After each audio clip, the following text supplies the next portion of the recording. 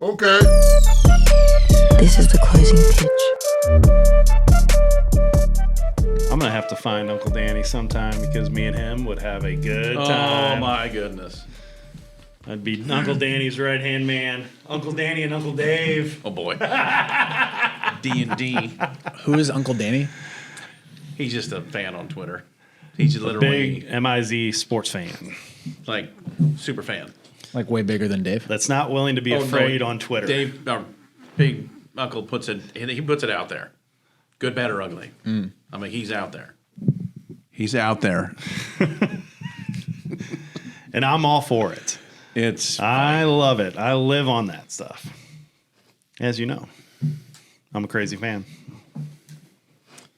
Like where did it start? Where did it start becoming a fan? Because I've never ever have been a fan of like a sports Anything team to that extent? to that degree. It started when I was a child, Oh my Spiker. God. I shouldn't have asked. You just started- I don't remember your childhood. You know what? started- Let's just get into the topic of the conversation. It started when I only had 5 channels on my TV, and Mizzou would be on one of those, so I started loving them, and ever since I became crazier and crazier. But like you lose sleep over a loss. Yes, But you're not part of the team. I am. It's only gotten worse since I've been here, too. Do you feel like you're fueling this? Oh, yeah, absolutely. But I'm trying to. You worked for Mizzou, so I you should know. be the person that is the most fanatic about it. Yeah. I just know enough to give him enough ammo. Like you know where the dead bodies are. Absolutely. He's just in the outside looking in. Oh, yeah. That's why it's fun. I'm not on the outside at all. I'm in the know. There are people that don't know, and there are people that know, and I'm one of those people. Do you feel like it's a cult? If loving something from the bottom of your heart is a cult, then yes, I'm in a cult.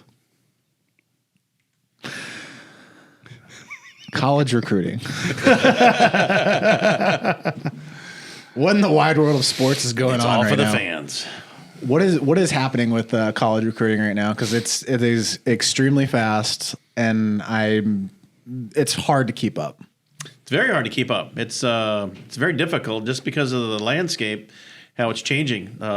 It seems like day to day. And you get new rules that come out and different things, and you've got to kind of reclassify who you are as a player, reclassify as parents, what your expectations are, what your thoughts are. My kid was going to go play at the best school, the highest level place he can go play, and a lot of those dreams are crushed. A lot of those dreams are not going to happen because some of the new rules. Do you feel like coaches are kind of just like, why am I in this now? There's got to be a lot of them, yeah.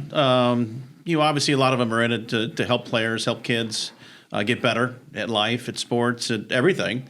That bottom line, that's where it all, that's the root of everything. They all want to help kids get better. They still want to win, obviously. But yeah, it's very difficult with all of the restraints and the handcuffs and the difference. You just have to adjust as coaches. You've got to, okay, this is what we're dealing with. Let's go. Because I was talking with Jason. I had lunch with him before we started podcasting, and he actually was asking, like, what the heck's going on with recruiting? And, like, it just seems like it's a big, bumbly mess. And, I mean, he was part of the college game, so it's just like, how do you navigate it as a coach? Because, most coaches don't get into it because of the money. They get into it because they want to help kids and grow them. And college is at the pinnacle of that because it's like literally the next step is life. So you're at the very tail end of their career. So you get to basically establish like, hey, here's the last hurrah. Here we go. This is what's going to set you up for a 20, 30-year career, whether it's entrepreneurship or corporate 500 or developing an antidote for whatever. I don't remember a time, and I've been in this for 15 years. You've been in it a whole heck of a lot longer than I have. I don't remember a time in this period, or in the time that I've been doing it, that there has been so many changes so fast, and also just it feels like the NCAA has just opened things up and really doesn't have a clearish vision forward. Like normally I'd talk to parents, et cetera, on recruiting questions or this, and maybe one change, one small alteration would be coming down the pipeline, or this or that you would hear, and you could kind of point them in the right direction. And right now, the changes are coming so fast, and it started back when COVID hit and the transfer portal era started. Then the NIL happened, and that impact, and now the differences in scholarship allotments, and it just seems like a lot is happening really, really quickly.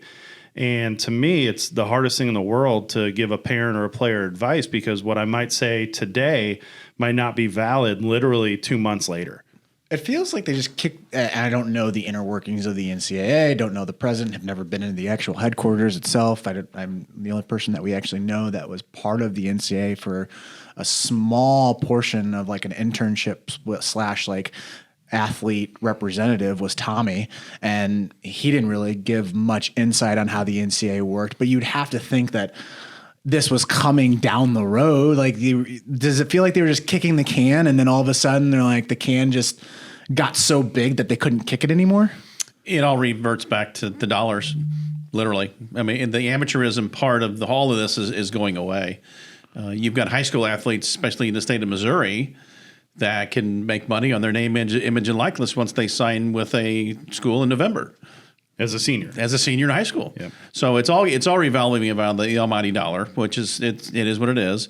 But again, you got to get back to adjusting to what your parameters are, and just going with what you have in front of you.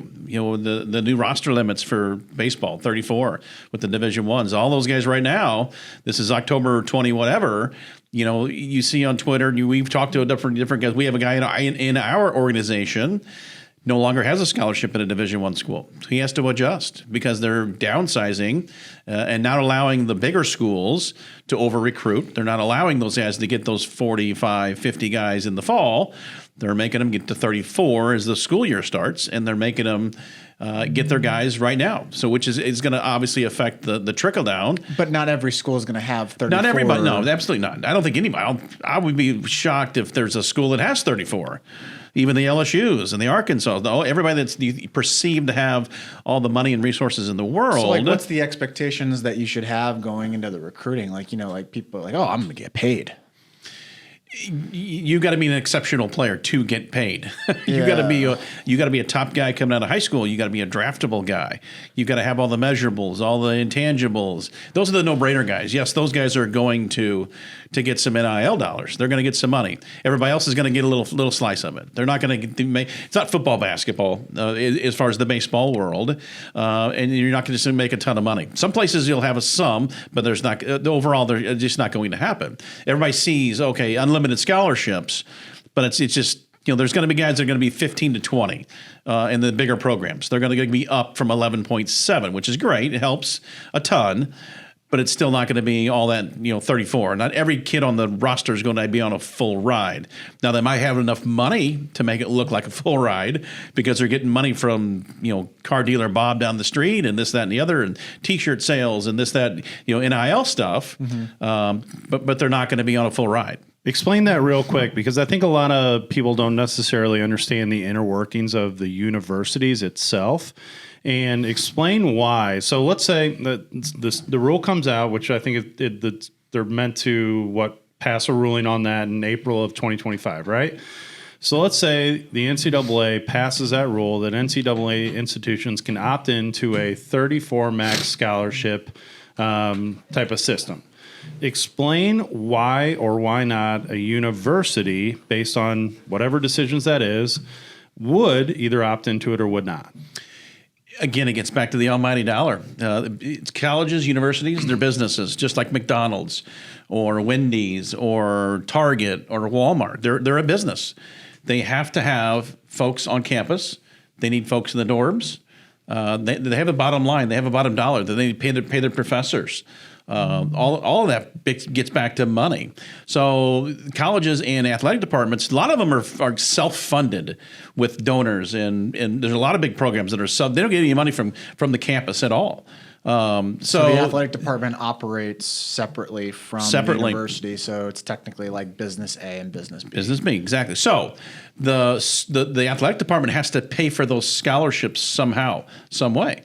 And if you're going to be 34 scholarships, that's a lot of money getting doled out to those scholarships. So you got to, depending on your situation, obviously in your whatever college you're at, either way, you got to pay for those scholarships. And a lot of times, colleges get help with campus. Like sometimes you have a out-of-state tuition fee and you have an in-state tuition fee. A lot of times those monies that are paid to the campus, well, okay, everybody that's going to school that's an athlete, we're going to consider those guys in-state. So we're going to give you a little break on the cost of tuition that the athletic department has to pay for. So they make a little money there. Now, you have to spend as much money, should I say, but it's dollars and cents. You can't just have 34 because somebody has to pay for it somehow. Sure. Would you say that the athletic department is the best customer, considered one of the top customers for the university? Absolutely. Is that way of thinking about it? Absolutely. Like it's like this cohesion, and then the athletic department says, okay, we have 30. Let's just do simple numbers. We have 10 players that are not on full rides, so we have to pay. They have to pay those 10 players, but the rest of it, we're going to write a check to you for that amount for those players that are getting scholarships. Correct. Absolutely. When I was at Missouri, when Mike Alden was our athletic director, he summed it up perfectly, and it's one of those things you kind of stick with. The athletic department is the front porch to the university, literally. And it was amazing. He's right, and that's what brings in a lot of dollars and cents, and dollars in students type of thing. When the football program over there was just rolling, and Coach Pinkel had it rocking, tuition and the people coming to school was off the charts. It was awesome. So there was a surplus, big time. So that helped with, paying for a lot of those scholarships because there's a lot of money rolling into the school. So the athletic department is actually helping the university attract students to the school to help with everything that needs to pay for. Does the university help with the expenses of the athletic department? Like nothing. It's a total separate entity from the university. So that would include like smaller schools as well. Do you think that's how they operate, or is that just how Mizzou operated? That's how Mizzou operated. So I would imagine smaller schools that are junior college or NAIA, they're all tied together because there's a lot of NAIA schools that do have a lot of kids on their rosters that they bring in to help pay those tuition fees and help the school run. That's how a lot of those smaller schools develop and utilize all the academic things that they have on campus. So there's probably a little bit more collaboration with the smaller schools for sure on that. It's just the bigger schools, I think, there's a separate entity on those things. But the smaller schools need help with kids coming into school, and then those athletes that come into school stay there, spend money in the dorms, money for food, and they're helping the university roll. So technically, the football team supports all those sports. I'm sure it all works in coordination. But I think like most people would look at that. So that ruling comes down. They're like, well, why wouldn't a university just give 34 scholarships away? Why would they? If you can give 30, if you can give 34 scholarships, you can theoretically get better players. You'll win more. You'll bring more prestige. Everybody wins. Well, I think what a lot of people don't understand is, let's say one tuition, a full ride tuition to whatever university A is $40,000 a year. I'm just throwing out a blanket number, and let's say that normally at 11.7 on a roster of 34, you're getting, just for simple math, you're getting 20,000 or 20 kids paying full tuition, roughly. Okay. So that's, let me do math, $800,000 that the university was getting in tuition. That's a big chunk of change for a university to just eat. You just took $800,000 off the bottom line for that's usage. retail. That's retail. But still $800,000 that they got the year before. So that's a budget item. That's a budget concern. If I was sitting there and I was crunching the numbers for a university and I had to look at all the different ways that the university brought it into the general fund to then put it out to all their different uses, whatever it is, salaries, building expenditures, everything, right? Food for dorms, cleaning for dorms, everything that goes into running a university, $800,000 is a big deal, let alone the money that those kids are going to spend outside of that. I mean, what's a college professor make? I mean, it varies, but obviously, yeah, it varies, but it's a lot. So that's why I don't think a lot of people understand that. And that's why I think even some of your larger institutions that some people might be like, no brainer, they're going to fully fund. They're going to go to 34, no doubt. I think even some of those larger institutions are going to look at it and go, well, they're going to crunch numbers, and some actuary is going to sit there and go, blah, blah, blah, blah, blah, blah, blah. you can afford to give away 17 scholarships. You can afford to give away 22 scholarships. This is where like the conversation gets like super interesting. Is like, what's the capacity of a university and how many students they can bring in? Like, obviously Harvard has their standards and their acceptance rate is like very, very hard. Like, it's very low, right? But like Ole Miss or an Alabama or a Mizzou, like, what is the threshold of students that they can have on campus? And then, like, my thought is like, why wouldn't they just write that off if they know that they're going to get more players, and that those more players, better players, increases the marketing machine that they've created within inside sports, and it brings in more students. In my opinion, and I'd love your answer on this because you lived in that world.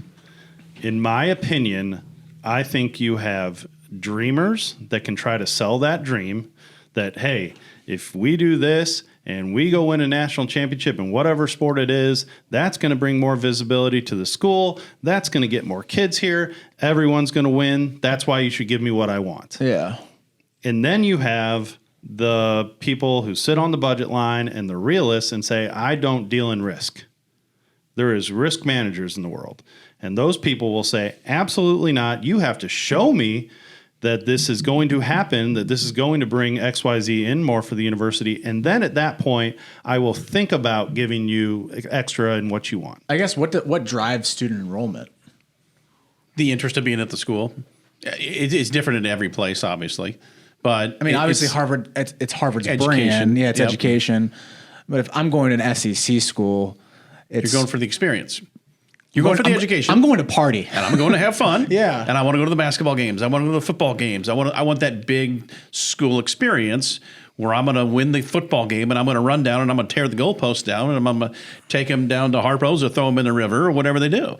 I want that experience. That to me is the fun part of that league, and the razor thin competition of that league. But like Dave was saying, it's hard to do that every year. It really is. And you got the realists, like he said, saying, "Ooh, you better win everything every year, or we're not going to have 50,000 students or whatever the number is. We're not going to attract those people because we're not going to. That dream just doesn't happen every place every year." Well, let alone we're talking about the sport of baseball. We're not talking about basketball or football. In baseball, there's only a handful of. I would wager there's less than 40 universities that probably operate in a positive budget for baseball, like from a surplus standpoint, because they have 5,000 to 10,000 fans showing up at every home game. They're selling gear. They're doing all this. They're raising tons of funds for their program. A lot of baseball fields and universities across this country sit with less than 100 people at every game. They don't generate anything. They are a negative surplus to the university, but they have to have it. They have to have it because they're getting back in on the tuition. They're getting other stuff like that, but they're not operating at that. So do schools get bonuses for making playoffs in the NCAA? Like, do they get like a rev share and stuff? I think the conferences do. I don't think individual schools do. So you'll get you have 3 football teams, let's say like this year, that make the 12-team playoffs. You'll get the third or whatever the percentages of that revenue towards the conference, and that's doled out, split up between all of the conference teams, type of thing. So let's say Missouri goes all the way to the final game. They're not going to get all the money because they went to the final game. The whole conference is going to get a slice of that pie, just like they do with everything else. So then I guess that leads me to the next question: is if we start, obviously kids are starting to get NIL money and payment, like we can call it whatever it is. It's technically like a contract. If they start making playoffs, do you start seeing those bonuses being handed out to players? I would not doubt that one iota. That's probably going to be coming down to the pike with all the contracts that they're starting to do, because they got away with the national letter of intent. That thing's out, which doesn't mean a whole lot anymore anyway. But they're just going to go to straight contracts because there's people like the quarterback at UNLV that didn't get his money and what we promised. I'm done. I'm not playing anymore. I'm out. I didn't get my money because it was a handshake deal. It's a handshake deal. He didn't have it on he didn't have it on a contract saying I'm going to get X, Y, Z. And now players are probably going to start. I'm getting my money. I'm out. Peace. See you, buddy. So that's what that wasn't it was the driver, but not the whole driver. But so now they're going to contracts. So they're actually going to have contracts for the players that are going to school. You're going to make X amount of dollars. You're going to get this from the car dealer Bob, and you're going to get this from grocery store X or whatever, and chips and whatever merchandise you're going to make. Here it is on paper. So here's your contract, and let's go with that. So that's coming down. I would not doubt if this playing bonus is. It obviously is there with the coaches, but it's going to trickle down to the players for sure. That's got to be part of it for sure. Jason made a really good point at lunch. He's like, why would I even go to junior college now? Because everything else is a junior college. Oh, absolutely. And I agreed with him, and I kept on thinking about it, and I phrased it this way. I was like, well, I guess you'd go to junior college if you don't want the regulations on playing. So you'd go there to play more because there's no rules on how much you're restricted on being on the field. Or you go to junior college because that is where the vast majority of opportunity is going to be in the future, especially for baseball.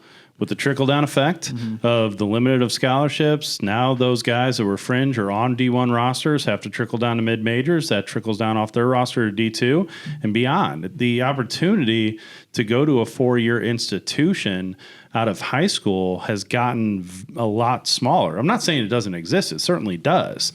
But it's gotten like a ton harder for a high school kid. It's going to push more high school kids into junior college baseball because there's larger rosters on junior college baseball. There's a lot of opportunity there. You're only dealing with really 2, maybe 3 graduating classes in there. You're not dealing with 5 at a 4-year university.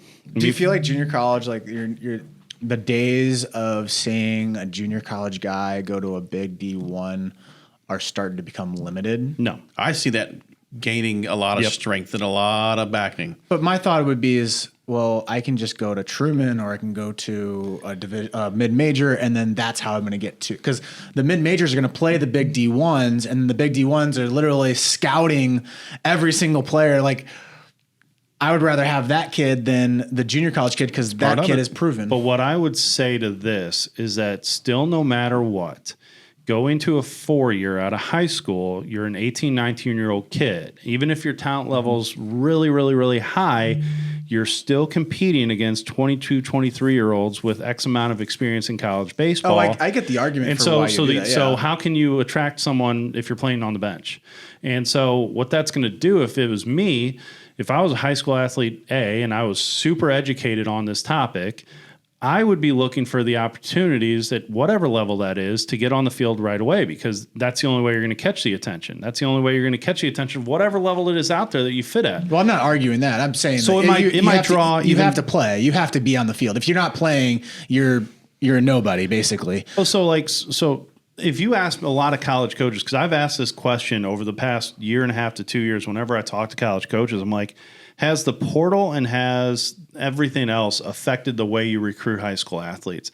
And what's been very interesting is I've gotten a lot of different answers, and a lot of it is based on universities, their levels, et cetera. Some guys go, absolutely, it's affected it, because where I used to bring in 8, 10, 12 high school kids, knowing that I can develop them for 1 to 2 years and they're going to be players for me in the future, I used to be able to do that.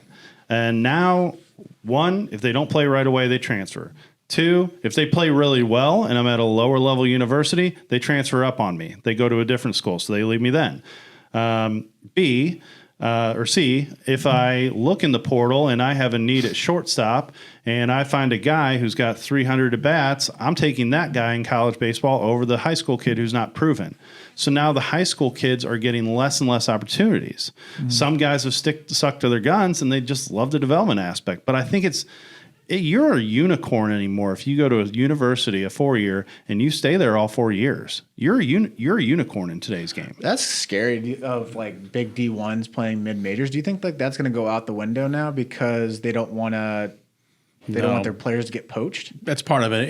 It's more of there's nothing that's hidden anymore, especially with a system called Synergy.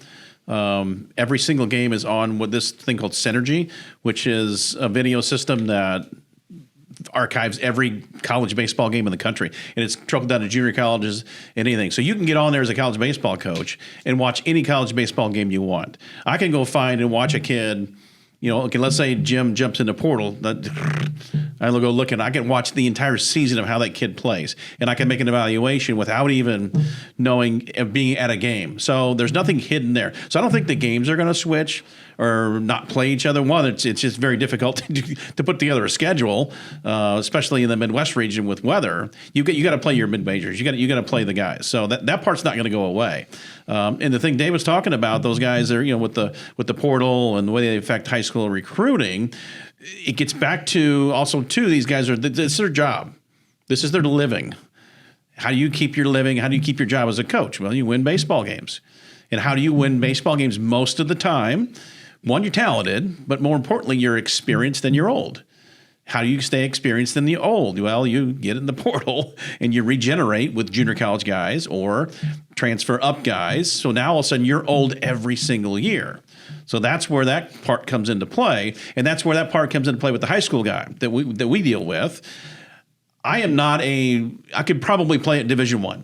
I'm probably a walk-on guy at Division I. Well, you're not going to be a walk-on guy anymore at Division I. You're going to go to junior college or go to Division II, get that experience. I want to end up at Division I. Well, go get that experience because it ain't going to happen right now most of the time, 99% of the time, unless you're just a dude and you get to that school and you're a player. You're a draftable type of guy, which anymore it's tough anymore to do that because it's only 20 rounds. So what's a draftable player? And we used to be 40 rounds and unlimited rounds, and that's gone by the wayside as well. So you've got to be a top guy just to get into the pro side, and a top guy if you're going to go right into an Arkansas or a Missouri or an LSU or a top whatever school, 4-year school. Go get that experience. There's nothing wrong with that. Is it weird that all of this we haven't talked about education at all? No, it's part of exactly. Because right now, as you're talking, well, why would I optimize for education? I'd optimize for playing time. That's what I would do. Right. And then that college might not even have the degree that I'm actually interested in. And the next thing you know, I'm 4 years down the road up a creek, and I have a degree in badminton. That's part of the player doing his homework. If I'm going to transfer and I go into school, whatever, and I'm doing my major and I have to transfer, I know I'm going to transfer in 2, maybe 3 years or even 1 year, whatever it is, I've got to do my homework and say, okay, these 10 schools I can go to. But these 10 schools I can't go to. And it does mess up the train and the progress toward graduation. Yeah, that's where the homework comes into play. Okay, these classes are going to transfer to this school. And a lot of times they do, sometimes they don't. That's the homework that the player has to do. It's hard. It's difficult. I wouldn't want to be an academic advisor. It's hard. It really is. A very tough job for those people. But anymore, and again, the other rule that's coming out we haven't talked about yet is the NCAA is talking about adding a 5th year of competition. Which that would literally... There's your academic answer. You have another year to play whatever sport you want to play. That's another year of school that you can do. You want to talk about putting a halt on the high school athlete?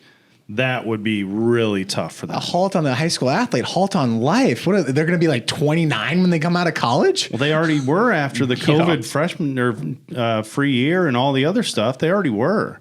So that's what they said. And again, I think call me crazy, but I think that's the university saying, well, we can get another year out of them. I mean, that to me is what it's saying. I mean, I think a lot of kids take 4 to 5 years anyhow. I mean, not many kids push themselves academically anymore. They're taking their 12 credit hours per semester and they're going, especially your athletes.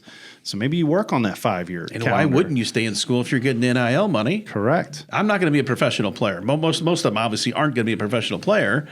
But most of the times where you're at is going to be a way better situation than being in professional baseball. Seriously. Well, so why leave early? I'm getting academics. Oh my gosh, I'm getting money. Insane. I'm having a blast. I mean, this is the best of the best. I think no matter what, because all these things. Hold on. Before we get down this route, they have 5th year, and then if they redshirt, they have 6 years. It'll be 5 to play 6 or 6 to play 5. You're 4 away from a decade. Sure. Yeah. And I don't know if that's going to pass or not. I don't know. That's just been one of those things that have been proposed. Okay, go ahead, Dave. No, I was just saying, I mean, let's say all this stuff comes down the pipeline and gets put into fruition, and this is the landscape that you live in. From a high school athlete perspective for a baseball player, it is just going to make it Like literally, if you are not willing to go through the process, and I mean go through the process and do everything, it is going to make it that much harder for you. The days of a school popping out to your, like, if you're good, you're found, they're gone. They're gone. That does not exist. And that's talking about getting to the top schools right off the bat. There's still gonna be opportunities at places, but you're going to have to. They may not be the opportunity you want right out of high school. You're going to have to really work the process. You're going to have to. Like it's not even I got to send out 10 emails and I get a response. You got to work the process. Like you have to put in time. Man, I keep on, like, as we keep on talking about this, and I was a hardcore baseball guy. Like I lived and breathed the game. I was absolutely 100% obsessed. But I think that was the advantage I had back then, was being obsessed. Now I feel like if I was obsessed, it was almost like, what's the end goal at the end of this? Because I could transfer the next year, and then my credits are all messed up. And at the end of the day, like, the whole point of college was to get an education. Now it's like I'm just delaying the inevitable. And like, again, I loved it. I wanted to play pro ball. I wanted to make money at it and all that. But like, we had to get a degree. You gotta have some type of education, right? Mm-hmm. So is the hack in all of this being very niche on, like, okay, I want to play baseball, but I got to be so specific on what I want out of a school from an academic standpoint. And again, I'm not saying you call out your major right away, but being able to know, like, this school is going to really prepare me for what I need in 6 years, 7 years, 8 years. And here's one of the unfortunate things that I think is happening right now.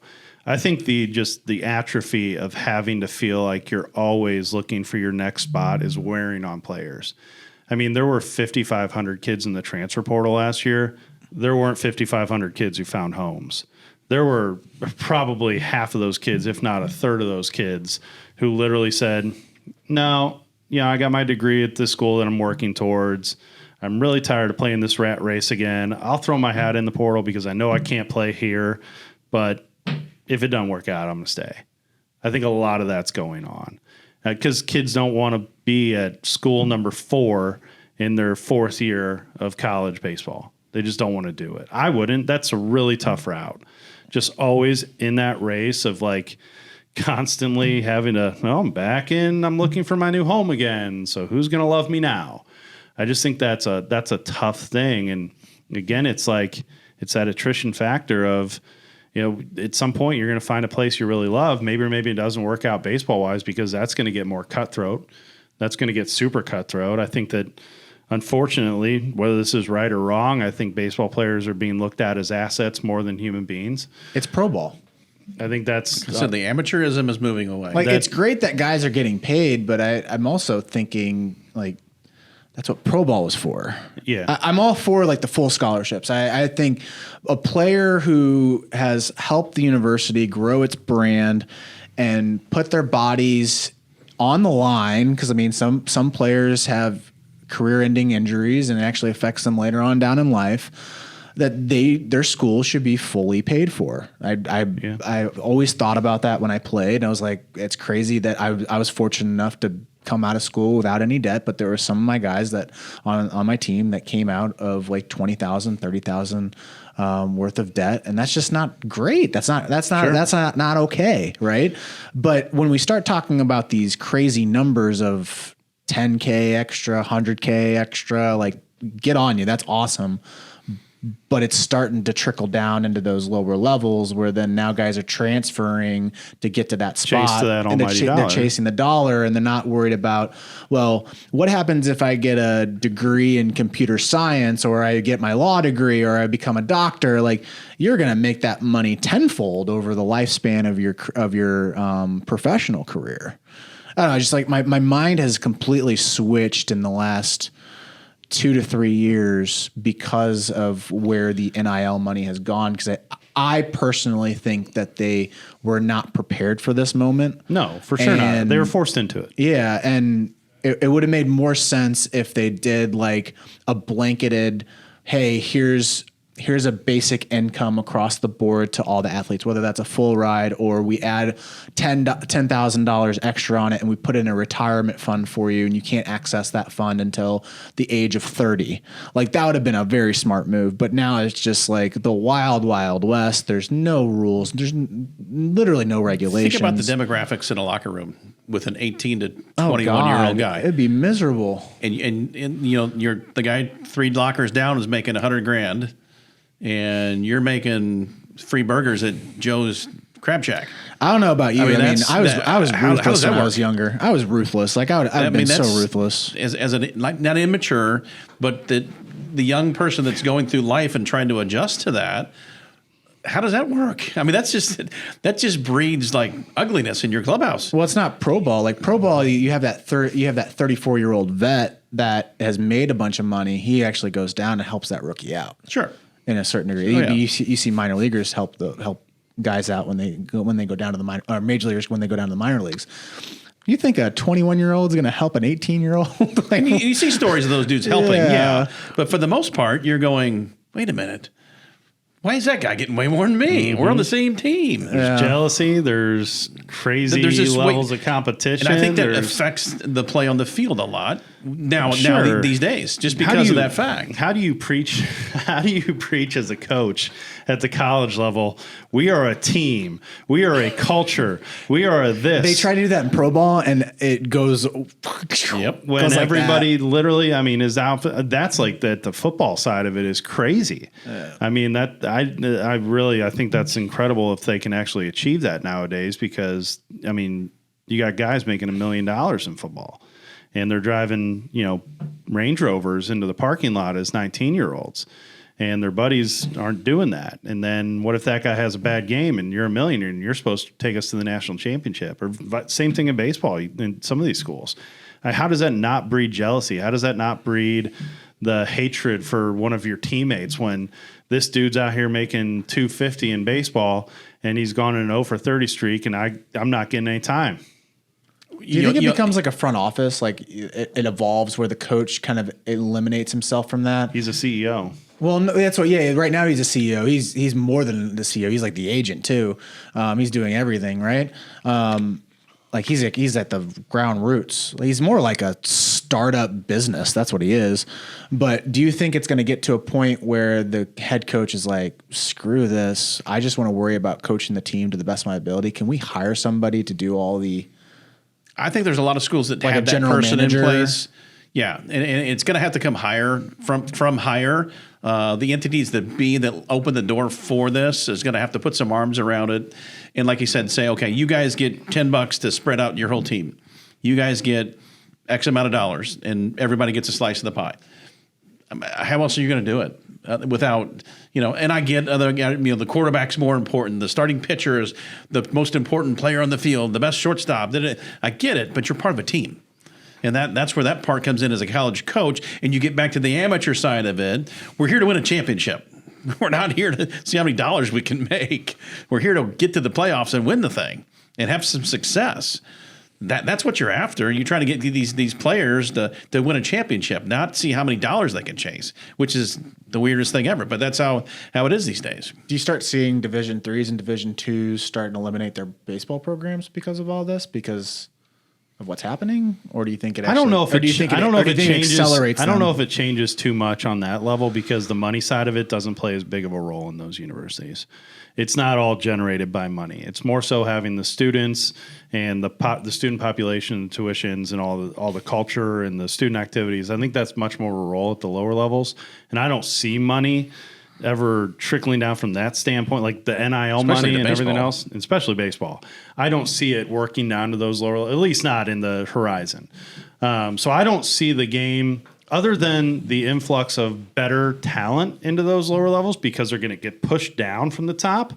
I don't see that game being really changed or uprooted like it is at the highest levels, where all the money is generating all these fast and quick decisions and just literally changing the landscape from year in, year out of what you're looking at.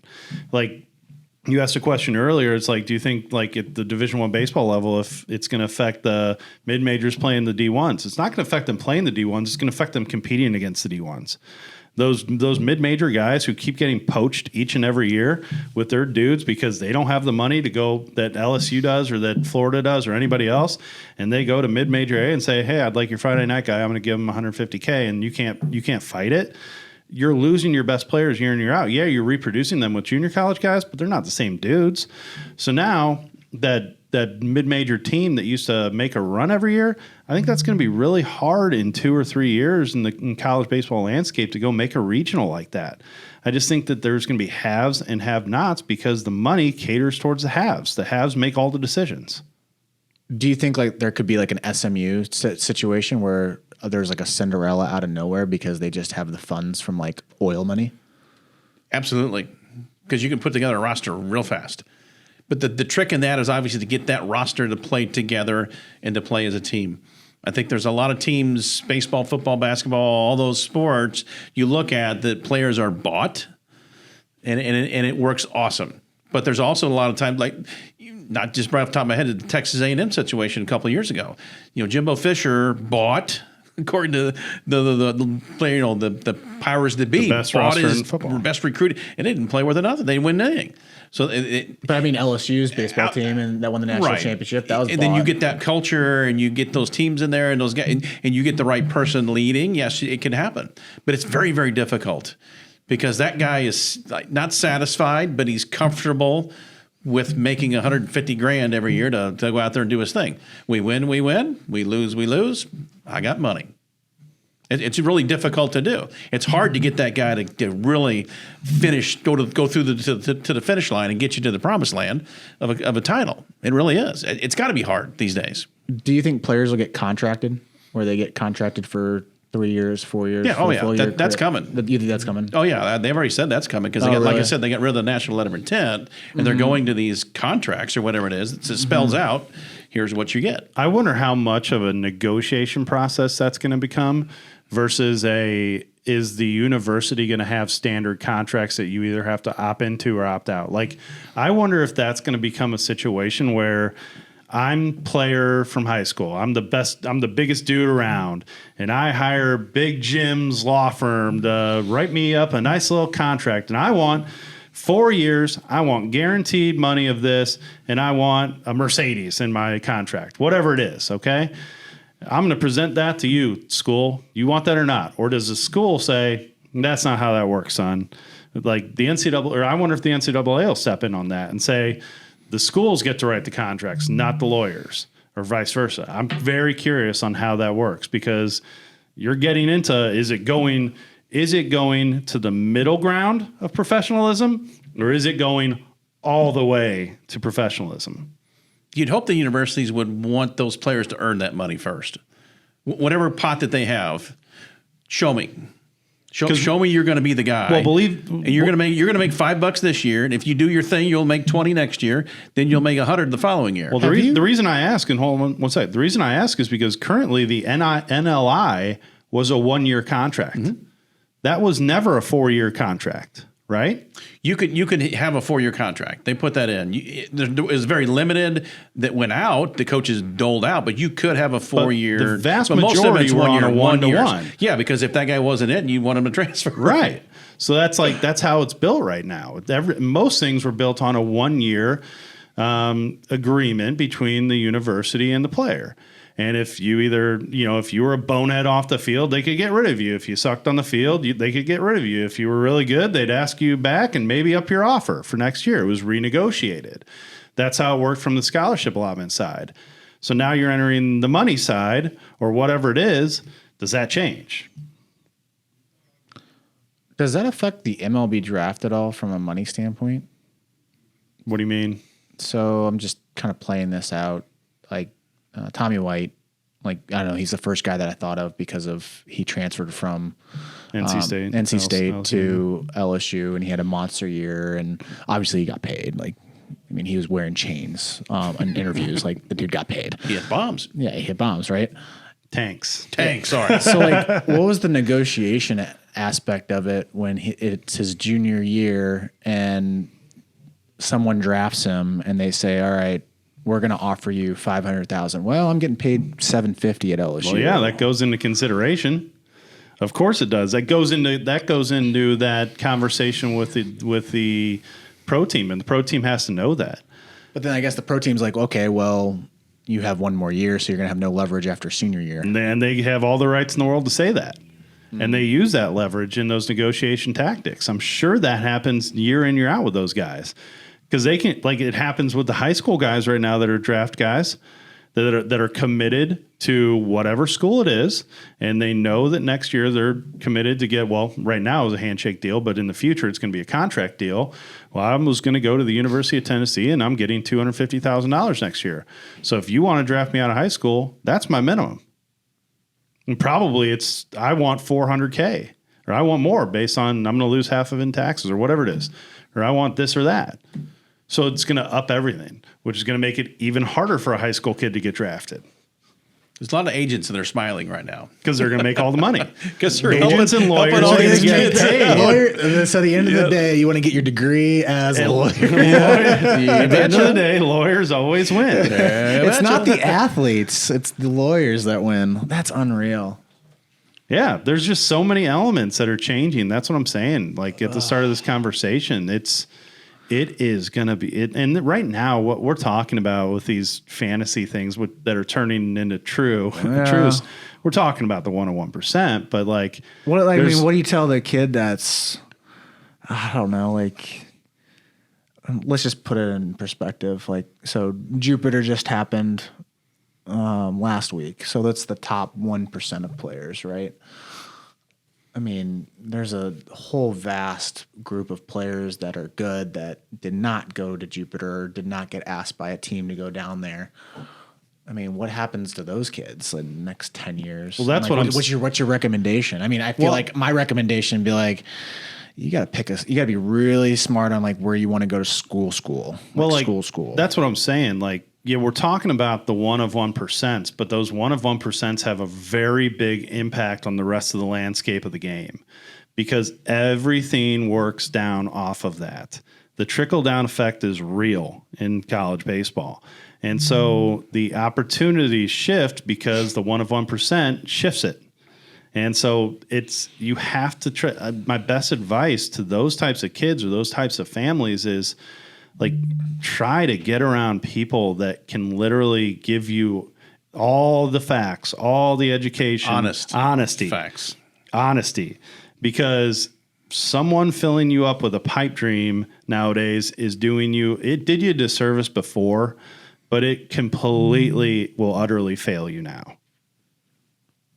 Yeah, I could just think about like the different aspects of like club baseball and how that could change too.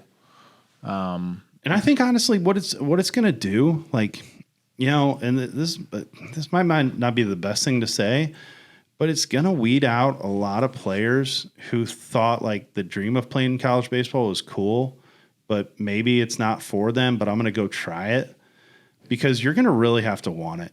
You're going to really have to want to work through that process.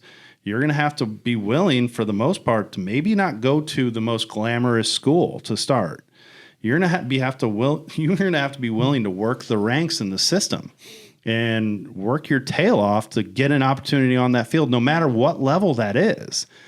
It's not always going to be easy. You're not going to be able to ease your way into this thing anymore.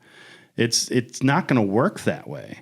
And so the guys that in 5 years, the guys that are on a college baseball field are really going to be the guys that like absolutely, without a doubt, know that they want to be college baseball players. It just wasn't because I'm talented enough. I'm going to go give it a shot. Yeah, it's not that bad. Okay, I kind of like it year 2. All right, it's getting a little bit better year 3 and I'll play. Those guys will be gone. Or they might not even get there. Yeah, there's no more hoping, right, for recruiting. I mean, those days were long gone, but they're really long gone. I mean, I remember my dad talking about his recruiting aspect, and he's like, I never really realized I could play football until my brother got recruited, and he didn't realize he could play football. Like, he wanted to, but it wasn't like a goal or a dream. It was just like, he had a couple of schools, and they asked him if he wanted to play, and he was like, I guess I can go play football. And then he chose his school because Southeast ended up offering one more meal on Fridays. That's the reason why he went to Southeast. It wasn't because of the money or anything. It was just be like, yeah, I mean, I get an education, I get a full ride, and then you got extra meals? Oh, yeah, I'll take that. And by no means, I don't want this to come off as like a scare tactic or something to a high school athlete who's working through it. No. Like, I don't want you to become like, I don't want you to hear this and think that, man, there's like no chance for me. Like, why should I even play? Why should I even work? Well, do that to be a good player in high school right now. Like, there's levels to all things. So continue to work the process. But the fact of the matter is you're going to have to work a little harder. That's the honest fact. The road of adversity in that realm is going to help most of the kids.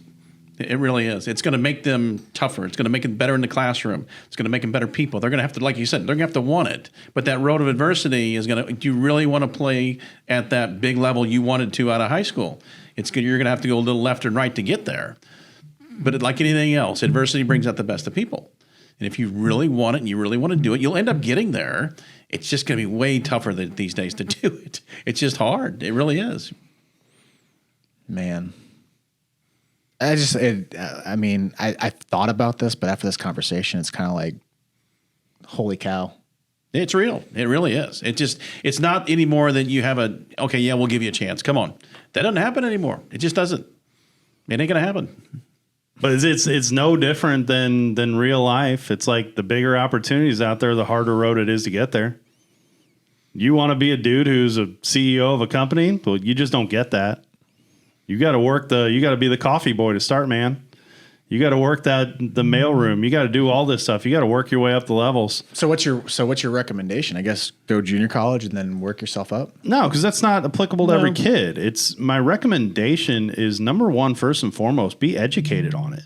Try to stay up to date. Try to surround yourself with people who are going to be honest and give you feedback of where you fit right now. What is the landscape of recruiting? What does it look like out there?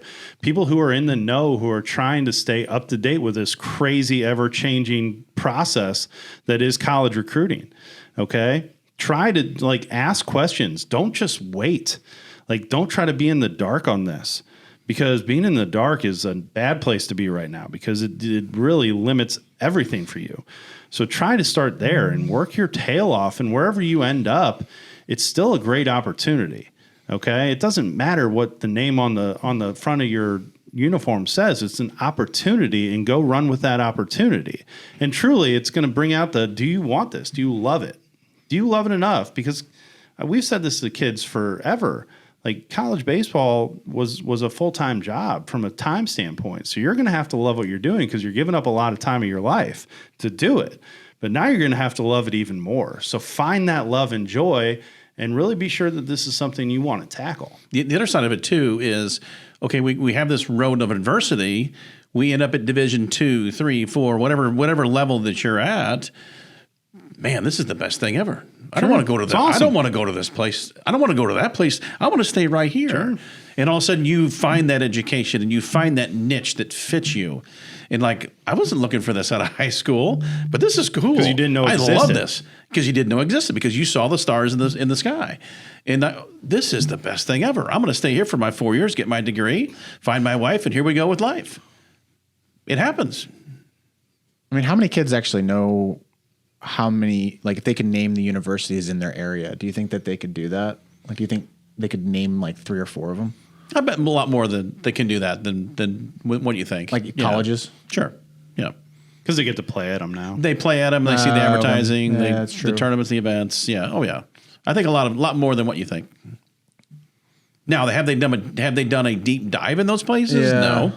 But they probably know who they are. Which I always find so funny is we've had some kids that have come through our club, and Lindenwood reaches out to them, or a local university, and they're like, I don't really want to go there. But then there's a kid probably in Iowa that's like, I'm going to Lindenwood. That's right. Yeah. It's funny because you're always around it, so you kind of take it for granted that it's Lindenwood, or because Lindenwood's a great university. Sure. Their campus There's is a lot awesome. of great universities. And yeah, but I wonder if someone feels about that, like if they're at Georgia and they're playing on Georgia's field and they're like, oh, it's just Georgia. I'm sure. Yeah, sure. I'm sure. All right, where do we want to end this podcast at? Is there any other piece of wisdom that you would like to bestow on? Just be educated. We got one thing to tell players, our high school guys: do your homework. That's all. That's all you can do. Get yourself out there as much as you can. Create as many relationships as you can. Keep knocking on the door. It's difficult to get a hold of college coaches. It really is. Keep knocking on the door. Utilize your coaches at your club. Utilize your high school coach. Whatever connections that you can utilize to help you open the door. Open the door, and that'll help you in the long run of get to where you want to get to. Do you think like Twitter's still like going hard right now? Sure, absolutely. 100%. You think so? Oh yeah. That always helps. Any of that helps. Any of the quick hitters helps. Don't get your highlight tapes and have a 10-minute long video you send to coaches. Get in there and get out of there. Get a snapshot to them. Get it under a minute. Let them see who you are, and then start knocking on the door. Kind of speaking on that before we end is, have you seen like the old recruiting videos back in the day of like the early 2000s?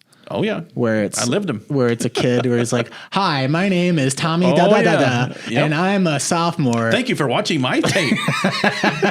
It was it's awesome, but you giggle at it, and now it's just here's 5 ground balls and 4 pitches, and you're out. Oh yeah. I would really like to go to your university. I mean, I'm guilty of I did the same videos, Yep. but Oh yeah. all right, Dave, what's your parting piece of advice? No, I mean, I just echo off what Pratt said. I mean, it's just, if I were a high school kid, don't pigeonhole yourself into one thing and one thing only. Don't say I'm only looking at these types of schools, et cetera. Because you honestly don't know. I can tell you for a fact that I was that kid in high school that I knew I was going to go to the University of Missouri or some big school that I saw on TV because I was a first-team all-conference guy, I was a second-team all-state guy, et cetera, and that was just what I was going to do. And I missed a lot of opportunities and didn't give coaches the time of day. And did I think that I was going to end up going to Merrimack and then Missouri S&T? No. Did I think that I was going to go to Merrimack and S&T and love it? Heck no. I ended up doing both, and I really enjoyed my experience. I have lifelong friends. You have no idea where you're going to be in 4 years or what you're going to like in that time. So keep every opportunity open and literally work the process and be educated. Is that where like you actually started becoming a Mizzou fan because Missouri S&T is No. part of the family? Oh, of, we're tying it all the way back into the start of the Missouri. conversation. And that's where it all I started. was always a blue blood. So are you a green blood too? Because I'm a true son. So you hold on. So do you root for Missouri S&T at all? Always, yeah. That's where my degree's from. Like, would you go to a Saturday football game? If they asked me to. While watching Mizzou on my phone. All right, guys, that's this episode of The Closing Pitch. We'll catch you later. See ya. Thanks, guys. This is the closing